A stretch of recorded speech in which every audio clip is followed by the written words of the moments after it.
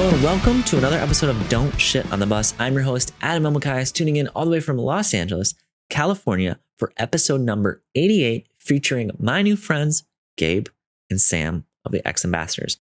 We've got another one of those crew and band member episodes. We did it with Mark Hoppus and Robert. We did it with Tom and Youngblood.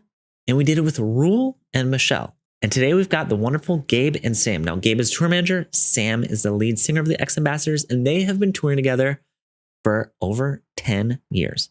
We did have Seth, their manager, on a few weeks ago. And he's like, yo, you got to meet the band, though. They're really cool. And you know what? They did not disappoint. They are great people. I enjoyed experiencing the relationship just for an hour, but it was a good vibe. It was cool, you know, hearing their different viewpoints and how they kind of grew together on the road. It takes a lot to stay together through touring in a van to growing all the way to a bus. And there's a lot of growing pains. And a lot of times artists will kind of shed their touring crew because people who start with them don't always progress with them at the same rate.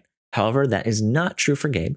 Gabe has progressed with them, you know, going from wedges to in-ear monitors, or going from sleeping in the van in a parking lot, or getting hotel rooms where you had to share them, to, you know, having your own hotel rooms or flying to shows.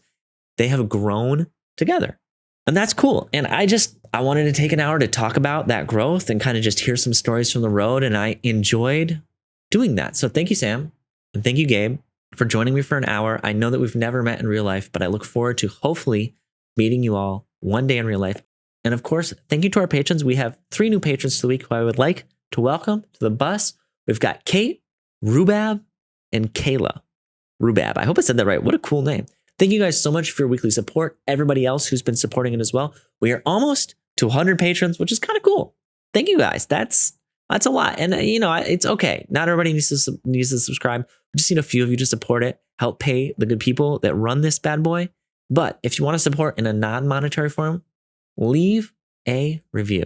That helps so much. If you're on Spotify, you can star it.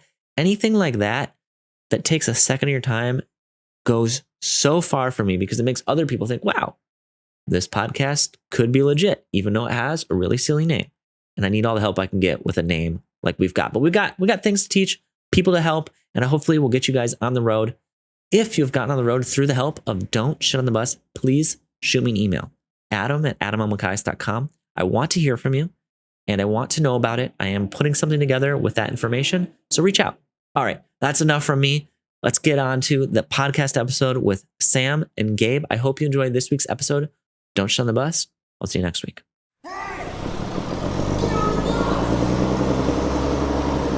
Welcome to the podcast, guys. How you doing? Doing great. Happy to be here. It's not too often that we have 2 people on here, but I am excited when we get it. But can you guys introduce yourself, just because people will only be hearing your voice, some people? I'll let Sam go first. Okay, fine. My name is Sam Nelson Harris. I'm the lead singer for a band called X Ambassadors. And I've been doing this for a very, very long time. My name's Gabe McNatt. I'm the tour manager, production manager for X Ambassadors and some other acts as well. Well, I had the pleasure of having your manager on, Seth, a few weeks ago. And I got some of the good stories about X Ambassadors. But the thing that I like about your team is just you guys have been working together for so long. Everybody. Yeah, we really have. Seth doesn't know like all the in the trenches tour stories though. I mean, he was there for some of it. Seth, we like to tease him and say that he only comes for like the really fun ones. Yeah, he's like in London and LA and like the festivals and the beach. And like the private shows in fucking, where were we? Like Bali, or you know, wherever. The most expensive flights. Yeah. We can tell you about the Polar Vortex tour and the fucking like early 15 passenger van and trailer tours where, you know, we left the trailer open and like half our gear is out in the street as we're driving away. You know, we can tell you about those ones. Oh, hell yeah. Yeah. Seth's just had the cliff notes. You know what I mean? He just gave me like the bullet points of like, okay, this is what happened in their career. And now I can kind of, you know, get the front line stories. Yeah.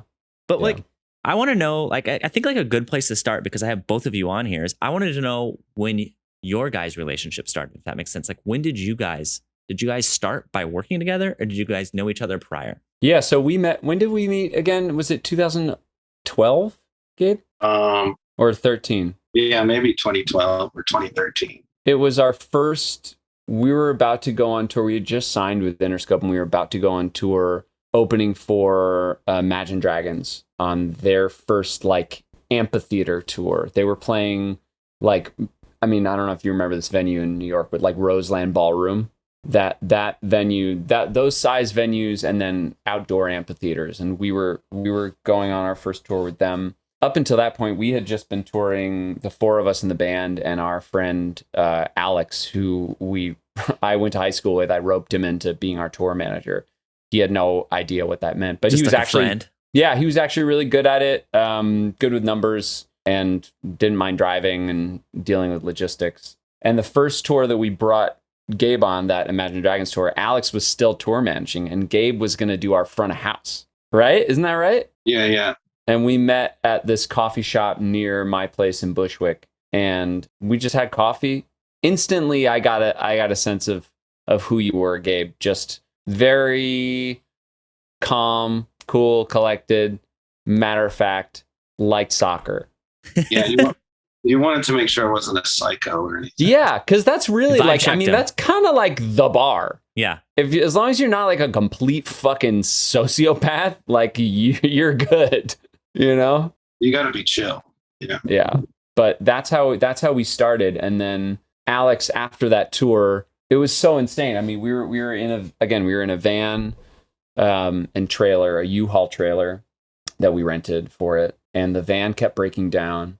Alex was scrambling to try and like, you know, we were in our early 20s. I was like 23 at the time, and you know, he was trying to wrangle us and make the tour happen. You were chasing a bus, you know, so when you're doing that, you're like the headliner was in a bus. Is that what you mean? Yeah, the headliner was in a bus. So I'll give you a little rundown of how that went. And this is how the tours kind of all went until 2015 when we got our first bus. We would wake up early in the morning at like 6 a.m. at whatever hotel we'd been staying at, usually sleeping 4 to a room. Yeah. Got to save that money. Yeah. Sometimes less, but most of the time it was 4 to a room at least. And then maybe one other room where we had, you know, somebody else or one or two other people, the lucky ones. We'd kind of rotate. And then we get up at 6, drive in the van to the venue, get there right before sound check, usually around like 4. And we'd get out, we'd load all of our shit on stage. We'd sound check. By the time we finished sound check, we were first of 3. So that means like by the time we finish sound check, they open doors and everyone's starting to go in. So you like kind of got to hustle on stage. Sometimes you get a full sound check. Sometimes you just get a line check. Depends how long the headliner takes to get their shit done, right? Yeah. And then we have a couple hours to just kind of collect ourselves for the show. We go on stage, play the show as people are kind of like starting to file in. Yeah. How long did they give you after doors? How long did they give us after doors on that Dragons tour? Do you remember, Gabe? I have no idea. Maybe half an hour. Or half an hour. Like not long. And then you play the show. You're on stage. You go, thank you so much. And then immediately you're on your hands and knees, like unplugging cables and wrapping shit up and bringing it off stage. It's so not rock and roll. We had no crew, you know, Gabe was our only crew at that point. And it's, you know, it was extra challenging because my brother is blind, so he needed a hand, you know, getting on and off stage. Yeah. He could usually pack up his own stuff, but there was always times where he'd be like screaming like, Sam, Gabe, somebody, where's my power cable? Changing. Yeah. You can't do everything on your own. Yeah. And so, you know, it was chaos. And then we get off stage and I'd go to merch and I'd hang out at the merch table, you know, through the main support act show and then try to make that gas money. Yeah, try to make that gas money. I'd stand there, I'd sign autographs, I'd take pictures. Yeah, and then we would get in we would load up the gear after the headliner finished and after we'd given enough time to like sell some merch. And then we would drive a couple more hours. We would drive like usually like 3 hours, 2 hours towards the next show, get a hotel somewhere in the middle of nowhere.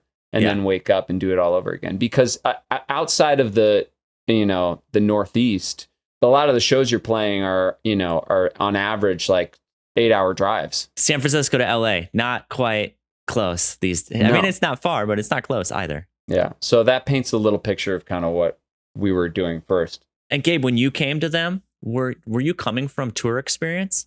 and then applying for a new job, or where were you coming from when you met up with, I mean, these four band guides in a van and a friend, Alex? Well, I had worked with some other bands. Yeah, I was basically like a TM front of house kind of person. So I had worked with one of Seth's other bands. Yeah, I had done it. I mean, I moved to New York in 2006, and I worked at Irving Plaza and Gramercy Theater for about 4 or 5 years, and then I started touring and kind of getting out, touring more and more, and then eventually I just was touring full time.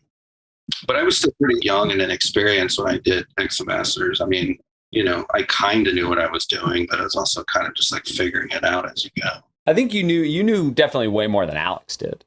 Well, yeah, I definitely knew more than. Is that saying much? It doesn't sound like that's saying much. Alex no is offense great. intended, Gabe. Yeah. Alex is great, but yeah. Hey, man, I feel like everyone's just trying to make it work, especially in those early days. It's cool that you guys met up while you're in a van. And then the thing I like is that you grew together, because in a lot of crew and band relationships, there's growing pains, and they'll shed crew as they get bigger. But when did you guys get your first bus? When was it, Gabe? It was in 2015 at some point. Yeah, I mean, I remember that was like the happiest that I've ever seen the band. It was when they got on the bus for the first time. Like happier than getting, like Eminem tracks or, like really big syncs and stuff like that. It was like the getting on the bus for the first time was like this momentous occasion. Yeah, I still don't know if anything else tops that. Now, what was that like? How did you decide it's time to get a bus? Like, is it just a money thing, or was it like, okay, we just can't do these drives on a van? Well, it comes to a point whenever an artist is doing a lot of promo, like whenever, a band has a song that's breaking out, comes a thing where you go to radio stations in the morning, or in say noon, and you do these acoustic performances. Yeah. And that's before sound check. And so it just becomes logistically impossible to get to the next city to do that. And the other thing too is once you start adding crew, it's sort of like a van. Once you get 6 or 7 or 8 people in a van, it's not really comfortable or even economical, because then you're getting so many hotel rooms as well. I agree. I feel like I come from the similar vibes, so I understand what you're saying on a very deep level. And yeah, that is a good point. Well, I'm glad you guys had that. You had, oh my God, I can't remember the name of the songs because Seth walked me through them, but how exciting was it to have a song get big? And then, from what I understand, you had this experience at the Norva, and that was like your first like really big show. And then from there, you guys kind of just well, going. it's funny because the story doesn't really go like that. It all right, cool. It kind of did. It kind of did, but it kind of didn't. We in 2012, right? We had put this self-released this EP when we were going by just Ambassadors. Yeah, and there was a song on it called Litost. There was a 5-minute long acoustic string orchestration ballad, and that got some DJ on a radio station down in Norfolk, Virginia, fell in love with the song because he heard it on a playlist and just started playing it. And people freaked out, and people really connected with it in Norfolk, Virginia. So random. I love this story. I know. It's crazy. You can't make this shit up, man. So the song got really popular on that station. That's a pretty big alternative station. Yeah. At the end of the year when the numbers came back, it was like our song was number 1. Then it was like the Foo Fighters and some other, and then, just go through the list of big alternative artists just in that one town and that one station. And so when that happens, is it a mistake? What's going on here? Yeah. When that happens, your song pops up on this like database of bands that are unsigned that are getting radio play, and like every single record label in the country sees this, and is kind of like an alarm goes off, and they all come at you to take meetings. And we had a series of meetings. We met with everybody big. I think we met with Warner, we met with Atlantic, we met with Universal Republic, we met with a bunch of labels, and no one signed us. Because that was such an outlier of a song, I maybe shot myself in the foot, who knows. But a lot of the questions I got were, okay, so are you guys are you guys going to be like a Lumineers, Mumford and Sonsy kind of band? Is that what you're going for? And I said, no. Yeah. Not at all. And they said, okay, well, it's nice to meet you. And that was basically it. So then we were back to, playing clubs again. And when we'd go to Norfolk, Virginia, we played this place called the Norva in Norfolk. That's like hot tub venue. Yeah. Oh, yeah. Hot tub venue. Good venue to be big at, guys. Well, good choice. Good choice. Yeah, it was a good one, actually. And they, we sold it out. It was like a 1,500 cap venue. Yeah. And we sold it out. And then the next day we drove to DC and played DC 9, which is like a 200 cap venue. And it was maybe half full. And we're like loading our gear down the long flight of stairs. Our hazard lights had been on in the van the whole time. So our battery was dead. This is on a Saturday night. It was insane. It was like insane. We had to get a cop to jumpstart the car. As soon as we jumpstarted the car, we pulled out and someone left a beer bottle that was full of beer underneath the wheel and popped our tire. And so we were stuck there until 4 a.m. This is the day after Gabe we tour sold managed out. all this. You handled it all, right, Gabe? You're like, all right. Gabe, I don't know if Gabe was with us for that. Were you with us for that? I was with you for that. Yeah, that was insane. Hard to forget.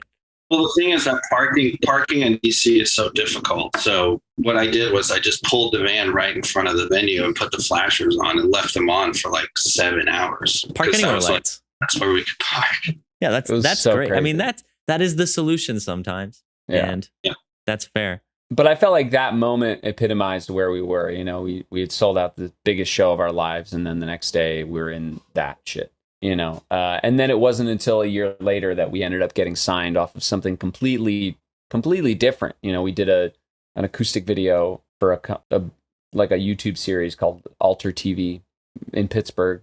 And one of the guys from Imagine Dragons, or I think it was Dan, I think it was Dan. Singer. Seth got me on this one. I got my research in. Yeah, saw the video, and he was in Norfolk, Virginia, because he asked the driver what he was listening to, and the driver said this band Ambassadors.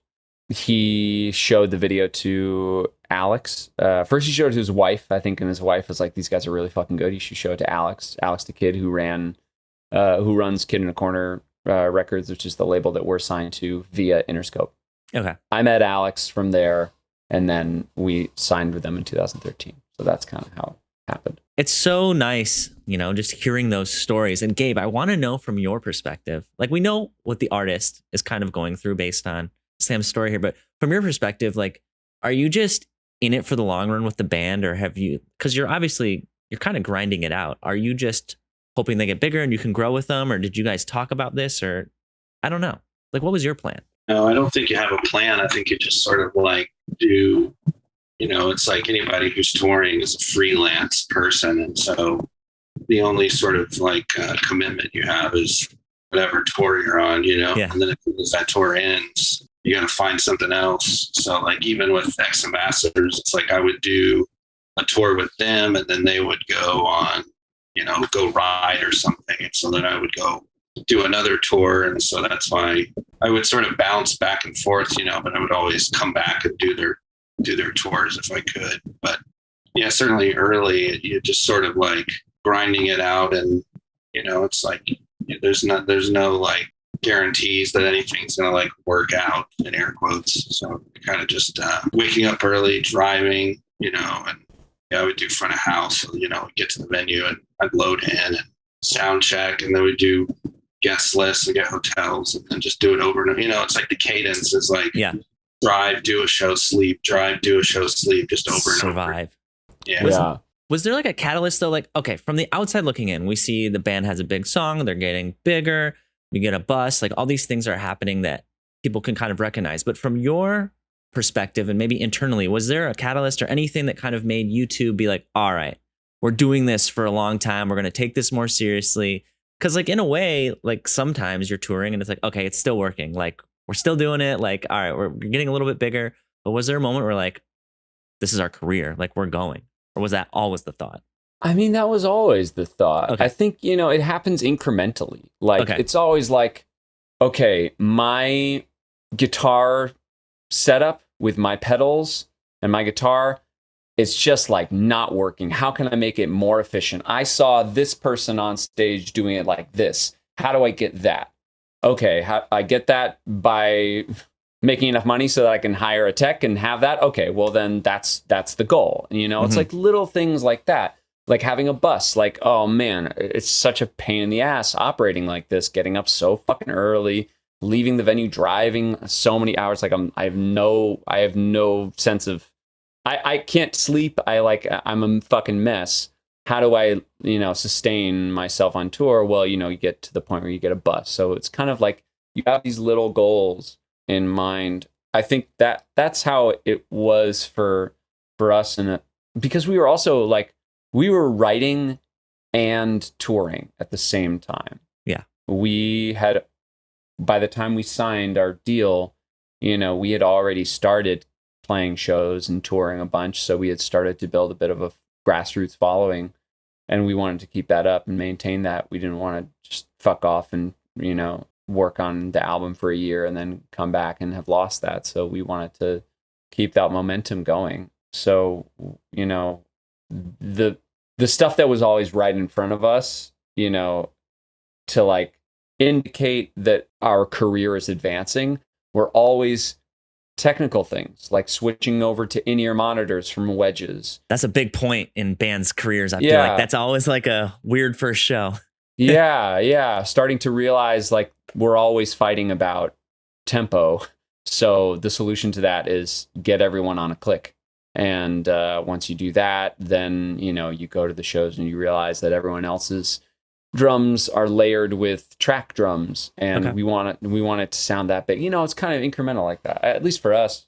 I don't know, Gabe, if you felt the same way or if there was a pivotal moment for you. Well, I remember whenever the first single when Renegades was breaking, and I started seeing the routing, and it was be like, we were just doing these fly dates. And when you're new to fly dates and you don't realize what it is, I just remember seeing like, okay, we're going to be in St. Louis, and then we're going to fly to Tallahassee, and then we're going to fly to Seattle, and then we're going to fly to Houston.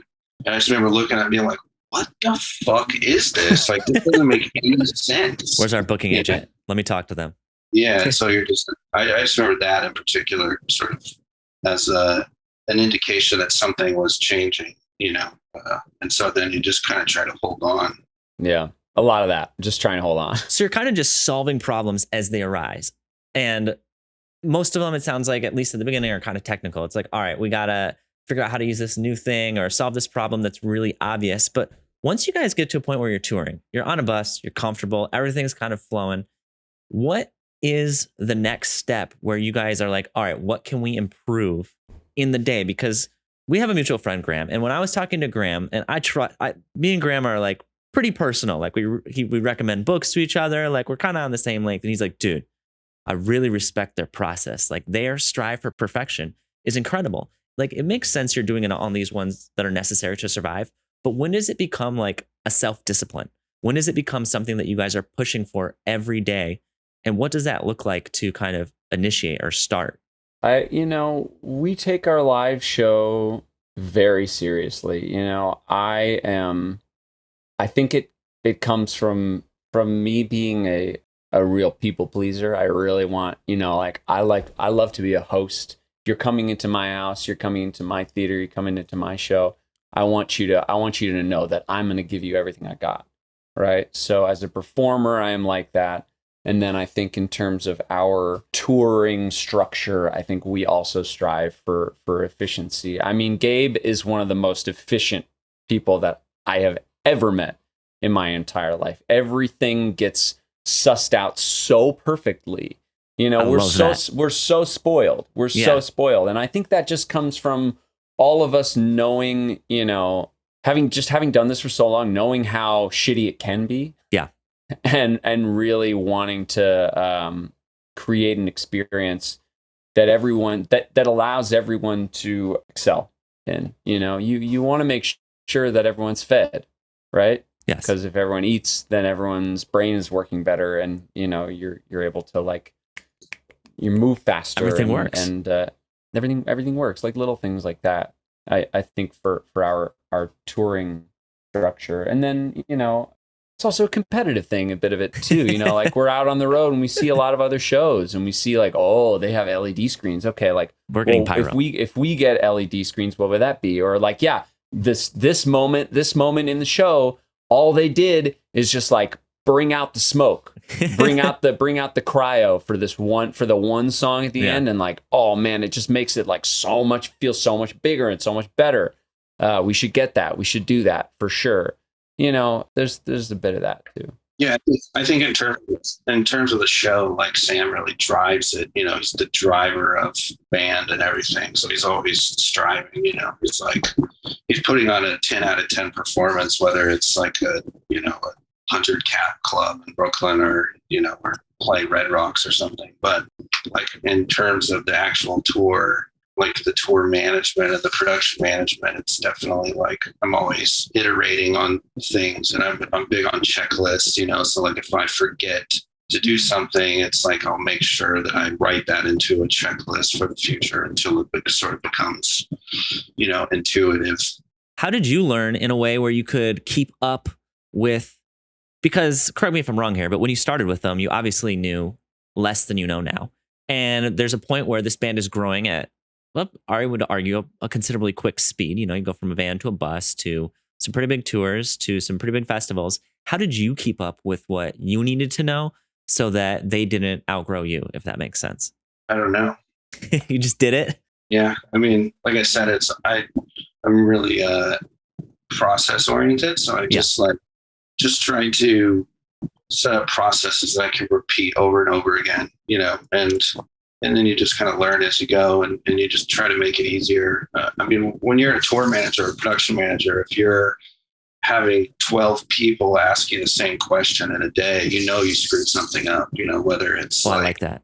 That's good. You forget to put the Wi-Fi info in Master Tour, or if you forget to put lobby call in or something, and you've got a whole bunch of people texting you, you did something wrong. And so you kind of take that idea and just sort of, I don't know, copy and paste it across everything. It's like if we're on a bus and truck tour, it's like there's different times of the day where different people are important. So it's like at load in, it's kind of all about the crew. It's like I want the crew to have everything that they can in order to execute. So it's like, they need to know where we're loading in, or they need to be able to see the stage at a certain time. We need to make sure the local crew is there. Mm-hmm. We need to make sure that they're fed and they have everything. And then as we get closer to sound check, it becomes more about the band. It's like we need to make sure that the band is, going to be there for one, and then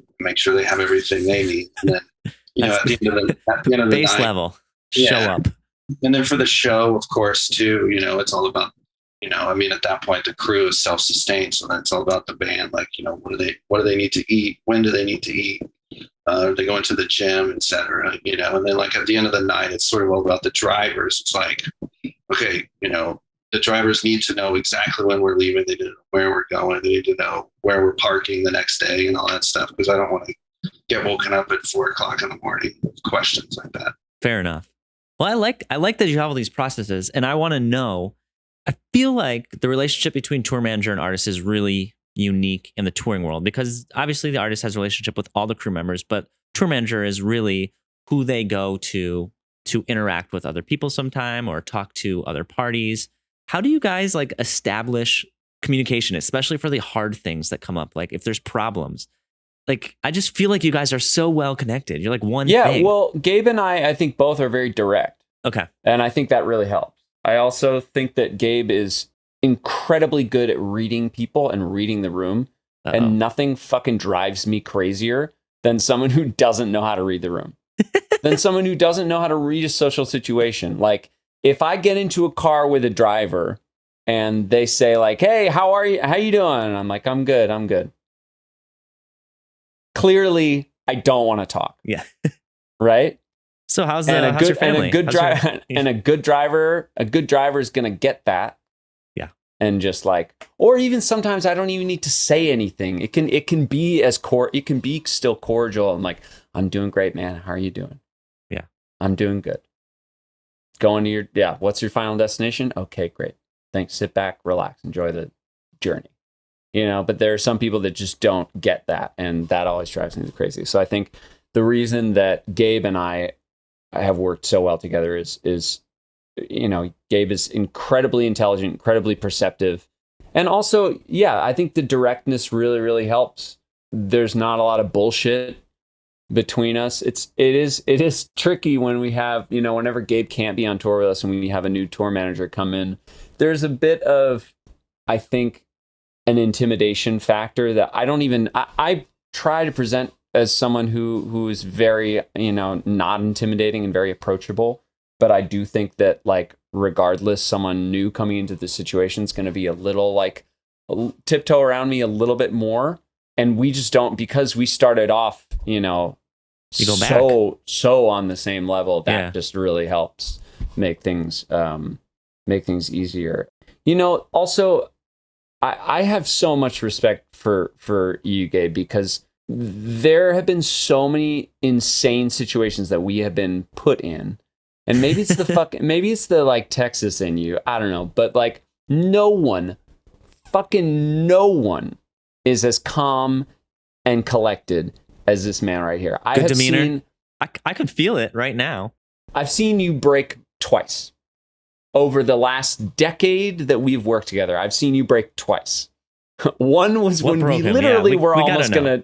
One was like, do you remember this? It was in Rhode Island. Was it in Providence? It was in Providence. Yeah. Yeah. We had been just set the scene for him, and then we can talk. I'll let you talk. Yeah, I know you know the other one I'm talking about. I love that you both know it. That makes me happy. You have in the polar vortex. So there's the first one was the tour opening for this band called the Mowglis in 2012, 13 maybe, and the other one was in 2014 when we were on tour back and forth with Imagine Dragons in an arena tour and Panic at the Disco in like a large theater tour. That's a flex. Take it away, Gabe. Well, we were playing in Providence. I think we were first of three, and it was like the night before the gig was in DC, and the next night it was in Providence. And there was some kind of miscommunication about, like, I can't remember what the circumstances were, but for whatever reason, everyone was unsure of like if the show was going to happen or something like that. And so, like me, my MO was sort of like, all right, we're just going to get up and we're going to go and we're going to get there and then we'll figure it out, And so the drive from DC to Providence is rough because you got to go up 95 over the GW bridge and all this. And 7 hours. Yeah. And so, I woke up early. I drove probably the entire way. We got there. The other bands were hours behind us. I think we agreed that we could use our back line for all three shows. And so it's like we loaded in. The venue didn't have anybody there to help us load in. So like dragged everything up. Because you were there early, or they just didn't have any stagehands to help? I don't know. Maybe both. But and then we set everything up and we were sound checking, and the venue guy came over to me and he was like, we had played like 30 seconds. Yeah. Sound check, and he came over and he was just like, you guys are done, you got to get off stage. I was like, dude, can we finish one song? He was like, you got to get off stage. And so I just pulled the fader down in the house, and their monitors were still going so they could continue to play, and I just like lost it and just like flipped out, and I was like yelling at him, I was like, what the fuck are you talking about? Like, the only reason the show's even happening today is because we made it here. Yeah. Blah, blah, blah. And it was like, as it was happening, I remember it was like I was levitating above my body, like watching this guy like freak out on this other guy, and I was like, wow, man, that guy is like really breaking right now. Oh, it went Super Saiyan. Oh no! It was. Didn't you get kicked out? You weren't. I don't think you were allowed to do front of house for us that night. No, I don't think it was that bad. But they let you play. Did you argue long enough where they got to play more music? They got to play a whole song. Basically, what I did is I just did that so that the band could continue playing with their ears. And so they're sitting there on stage, and then they're watching me, and they're like, what the hell's going on? They can't hear you. They just hear their music, and they just see you being animated. I'm picturing. This sounds like a movie. Yeah. It was. So that was one. Yeah, that was, and then I felt bad, of course, but push you to the breaking point. You know, he's on tour. He's on tour with 4 dudes, like one of whom is disabled, one of whom is an alcoholic. You know, it was like fucking insane. And you were doing everything. You were front of house and TM on that tour, I think. Yeah, mixing monitors from And front. merch. Yeah. Yeah. I was doing merch, you know? And then Nice. Polar Vortex. And these are both while you're in vans, right? Is that like, this is the other upside of buses. When you get into a bus, all the nature things that kind of all drop out of it, you know, Oh it's a my lot God. easier. Yeah. Yeah, it's easier for sure. The next one. The Polar Vortex tour was whenever we were driving. We were opening for Panic at the Disco and Imagine Dragons sort of concurrently. They were both touring and we were Jumping. jumping. And so we started the Panic at the Disco tour. It started in Seattle and we live in Brooklyn. So we had to drive 6 days just to get there. And then the tour proceeded to go back east in New York. And then the next show was in Boise, Idaho. So then we had to drive back through the country again. And then that tour routed. We ended up driving like 5 or 6 times. I mean, I don't know if you know that winter, but that was 2013 into 2014. It was the Polar Vortex where it was like minus 30, minus 40 degrees just everywhere. The initial drive to start the tour, we were driving through Wyoming on I-80 and the interstate was closed because the wind gusts were like 70 miles an hour. And so we had to stay in Wyoming, wake up the next morning and basically drive, continue the drive. So it was like just the most treacherous drive that you can imagine that I wouldn't do now because I'm not as young and dumb, but we just did it. You But know too much. It was like a 14-hour drive through Wyoming where I was going like 25 on the With interstate. the hazards on, following the person in front of you or something.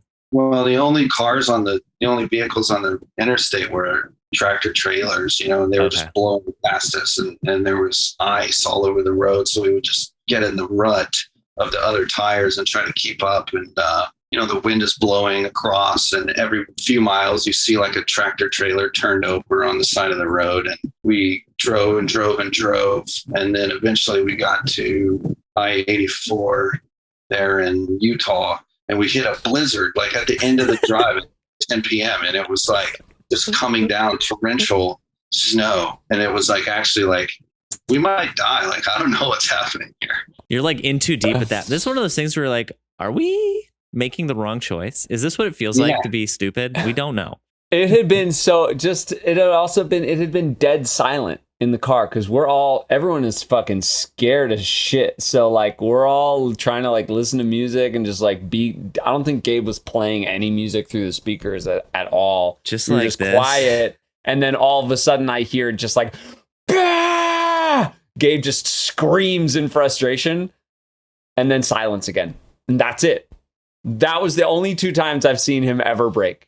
And then other than that, we've just dealt with so much chaos and so many unpredictable things coming coming at us and the coolest, calmest, most level-headed person I've ever worked with and probably will ever work with. Well deserved. He's well practiced. It sounds like you're well practiced, Gabe. You've seen some shit. Yeah, I've got some character. I feel like van tours are so important for character building and like getting you to understand how good a bus is. But man, some of the situations like you're talking about, maybe you don't need to experience everything. It gets pretty rough. Gets rough. I mean, we just did again. So the situation right now is that we just did this tour. COVID life us.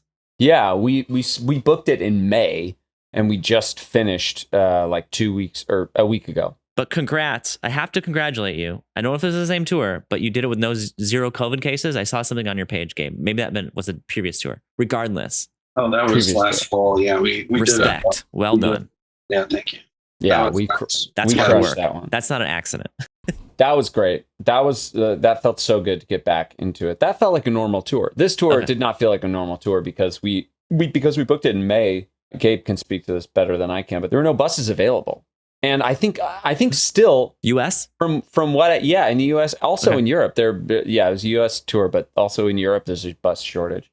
From what I know and from what I've heard, there's a bus shortage and driver shortage through 2023. Oh my goodness. Like people are trying to book tours right now, and it's really hard to find a bus and to find drivers.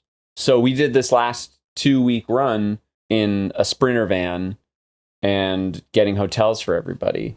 Only possible because they were the whole tour was anchored through like a bunch of private gigs, which made it financially make sense. Yeah, well, I mean, no, we're not traveling any production. We're basically traveling with just instruments and renting shit everywhere we go, which was a nightmare for the crew to every day have to be like working with new boards and new, everything, new problems. Yeah. And so it was a rough one. I mean, it was probably easiest for the band because all we had to do was just sit in the van and drive and then play the shows. But, yeah, I didn't sleep as much.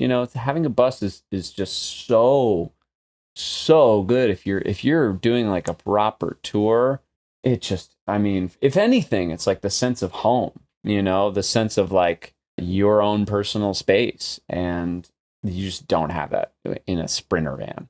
Yeah, it's more just like getting you from point A to point B. It's not a point in itself. Yeah, it is just a temporary.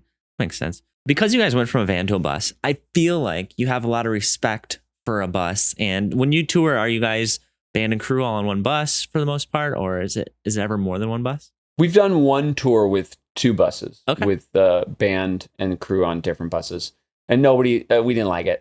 Yeah, where all my friends go? Really? We didn't really like it. It was not as fun. It was way more fun to have everybody on one bus. It always is, but then it's cramped, and it changes when people start bringing families on the road, and I don't know. For us, we missed it. I gotta know. Like, I feel like everybody has rules. Might not be the right word because rules often aren't fun, but people have usually like ways they do thing on the bus. Do you guys have anything that is unique to your team that is like integral?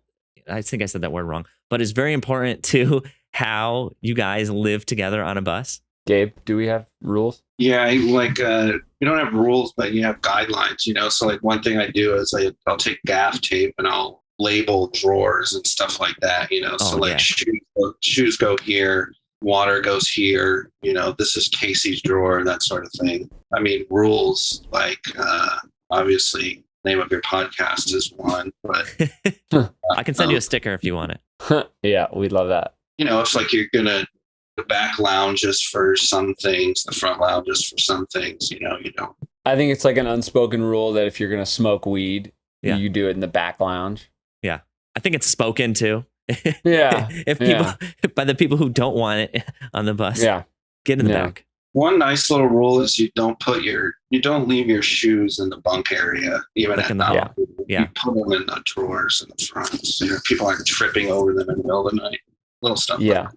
And do you guys have to do like be extra mindful of it? I know you mentioned that your brother cannot see. Does that alter the way that you guys organize your bus, or maybe even make things more important? Yeah, I mean, it has like the way that we tour is different than any other band that tours. I think because of that, things have to be very specific. Gabe just mentioned like Casey has his own drawers, where he puts his stuff, and that just makes things easier for him. It's usually, like someone's got to, if we're staying in hotel rooms, there's always, it has to be, he's going to need to have someone help grab him from his room in the morning.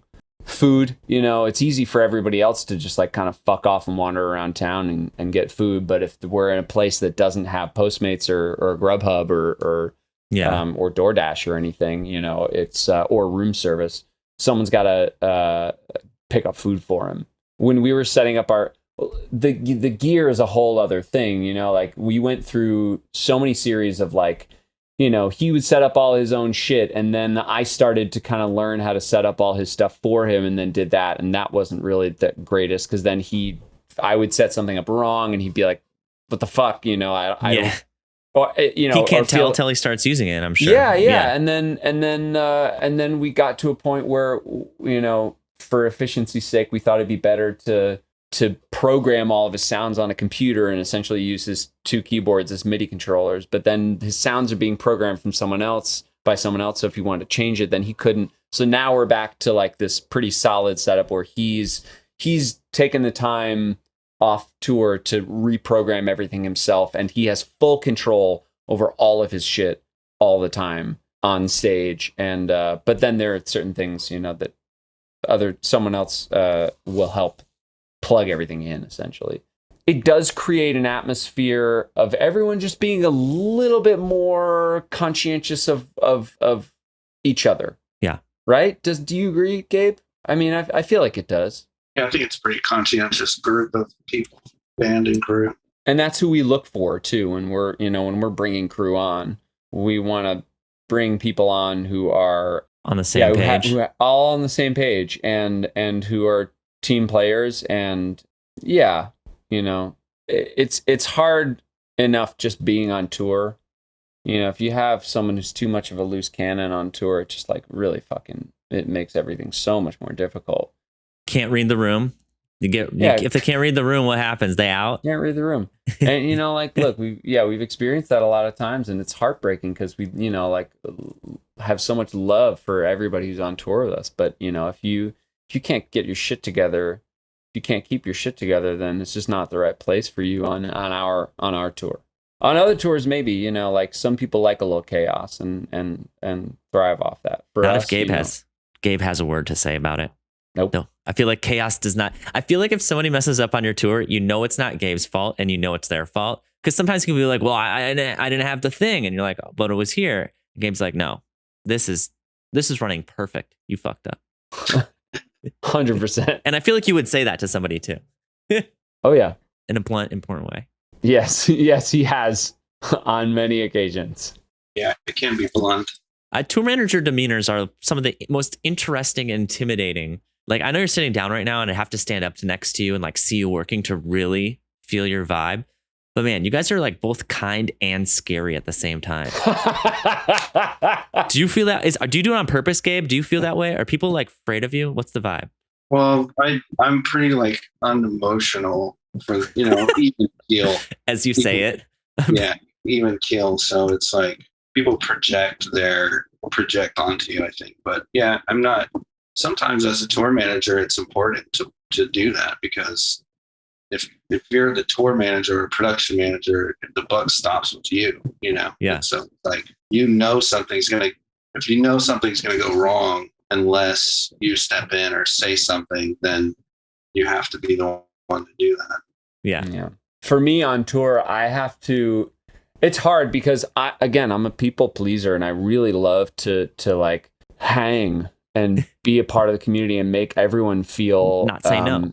Yeah, and also make everybody feel like they can be really comfortable around me. Yeah. But I have found over the years that I do have to kind of put myself in that position where I remove myself from things so that I can put on a good show, so that I can do my job. Mm-hmm. If I don't, then I just get tied in with everybody else's shit. And also, like, I think that if I don't present myself as a leader and as someone, you know, that is somewhat separate, even though we're all in it together, there does create a bit of a vacuum. And in a vacuum, that's when kind of things start to go a little crazy. Yeah, Sam will have moments where he's just like, I can't deal with this. Like, can you do this or something? Yeah. You tag him in. It's like Mortal Kombat. It's like, all right, you got this one. And you're like, all right, I gotta go sing. Yeah. I mean, you guys got a partnership basically. It's great. Yeah. I love to see it. And it's really great because Gabe does recognize that, and kind of like it's an unspoken thing between the two of us. He knows kind of when I need to not be a part of this conversation, or when I need to be brought into a conversation. And that's really, really valuable. And also knows when I'm like, I need to have the comfy seat in the van today, because I need it. And, you know, like, that's just, Gabe will help suss that out, you know? Yeah, you know, because it's hard enough for me to fucking advocate for myself most of the time. So, you know. And it's hard as an artist, I feel like. You're not supposed to be the one, like, shooting people down. Like, you kind of have this barrier, and that's what Gabe is. You know, he's there to make sure everything goes correctly so you can walk in and do your thing. Yeah. I love talking to people like you guys because I think it's everybody's goal, to have like a functioning partnership with good communication where everything just kind of works. And, I appreciate you taking the time to kind of just come here and talk about it. Thank you, man. Yeah. Gabe, it's good to see your face again. Yeah. Dude. Gabe was only on this last run with us for 2 days, and he was sorely missed. What? Oh, you've got life happening. Yeah, he's got life happening. Trying to take a step back for a little while. Hey, man, understood. If COVID's definitely probably, everybody's got a new outlook on a lot of things, or an unexplored one has come into. Dan, our new tour manager, though, did a great job. I want to shout out Dan. Dan crushed it on this last run. Hell yeah. Good job, Dan. Last job, question Dan. Before I get you guys out of here. Thank you so much, by the way. Very welcome. Shower shoes or no shower shoes? What's the vibe here when you guys are on tour? I don't shower with shoes. Gabe? Yeah, it's a thing where I should, but I don't always, especially if I like forget it on a bus, and it's like I'm not gonna go back out to the bus. Yeah. Shower shoes. You definitely and then where do you put the wet shoes when you're done with them? Yeah. On the roof, in the sun. Yeah, no. Or in a plastic bag, and then they just get like moldy and worse than the shower. Yeah. I think you should wear shower shoes, but it's just like everything else in life. Like you don't always do it. You're do as I say, not as I do kind of vibe. Yeah. Yeah, of course. All right. Well, Gabe, I look forward to experiencing your levels of organization sometime on tour. I don't know if I'm going to see a photo or something, but I like all your processes and your level of organization. It sounds great. And Sam, I hope that you upload more acoustic videos of you singing songs, because that mood cover is great. Got a good voice. Thank you. Just put more. I mean, well done. We got some stuff. I'm a fan. We got some stuff coming. Thank you. All right, cool. It. Well, I'll be keeping a lookout for it. And thank you guys so much again for coming on here. I appreciate it. Thanks so much for having us, man. It's a pleasure. Nice meeting you guys.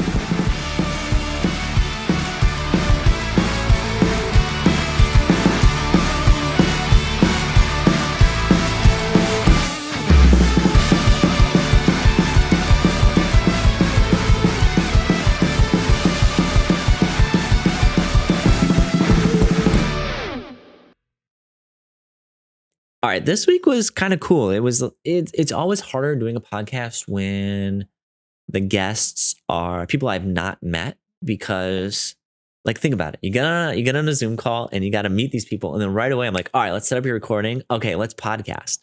And so we kind of meet each other while we podcast, because what happens is if we start talking before the podcast starts, we never stop talking because we're just excited to hang out. And then we lose all the content for the podcast. So it's kind of this weird thing. It's like, all right, hurry up and wait. Hurry up, get on here. So this week was that, but they crushed it. Such nice people. And whenever I figure out who my podcast guests are going to be, I always kind of do research on the band. And X Ambassadors, I'm guilty of doing something what I've found myself doing in the past with maybe like a band like Bastille or Imagine Dragons, or these artists that I usually figure out about through big radio hits. I have the tendency to, or Lumineers too, I have the tendency to not take as seriously as I should.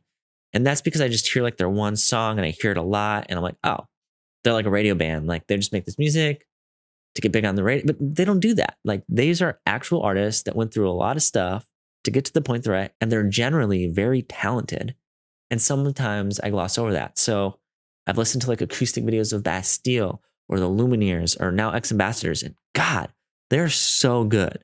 They are very good live bands that write good music. And when you hear a song on the radio, you don't hear like the depth it has to it. You just hear like kind of this compressed version. Like, I mean, like I know I've satellite radio now. It sounds a lot better, but generally. So I always love to look up like this. And I know you probably just got done with the podcast, and I told Sam at the end, I was like a big fan of your cover of Mood. It's really good. So if you get a chance, check that one out. But Bastille has one where they're like performing in a church somewhere, like it's in Europe. It's a really old building. I'm trying to think of other favorite ones. There's like one of Bon Iver, who I love anyway. Like that's just one of my favorite artists, but he has a good one of him on piano. I forget the names of all the songs, but it's like 2 songs together, something about love. Like I'm a sucker for those live acoustic videos. And I'm not talking about like somebody singing and it looks like they're live, but it's really a recording that's been edited a bunch. I don't like that shit. It needs to be real, live. I want to hear them breathing. I want to see the imperfections. I want it to be humanized, and I want it to be polished. And Lumineers did that for me. So Sam, amazing artist. If you get a chance, watch some X Ambassadors videos live. His brother's in the band. Like he said, he is disabled. He is blind. But dude, that dude rocks out on stage. I don't know why he wouldn't, but it's just cool being like, wow, you don't even get to see where you are. You just get to feel it. And he still just delivers. And yeah, I really enjoyed this week's podcast. I hope you guys did too. It's just nice to meet new people and challenging to jump into a personal conversation. So thank you guys for supporting us, of course. And what else is new? I mean, I'm currently on steroids. I've never done that before. My COVID's lasting longer than a month now with symptoms. So got an inhaler, I got some steroids. We're getting healthier. Podcasting's been a little harder because I've been out of breath, but we'll keep getting an episode every week. I'm not trying to complain. I'm just trying to update you, trying to be a little more open about where I'm coming from to, the podcast is all about learning. I still want to relate to you guys. I still want to get to know you guys and hopefully, tell you a little bit about my life, but Mark's good. Life's good. Yeah. I don't know. Everything's good. I'm happy that we're still going and, we're coming for you episode 100 sooner or later. We got like 3 months. By the end of the year, we'll be at episode 100. That's a good Christmas gift. All right. Thank you guys for all the support. I will see you next week.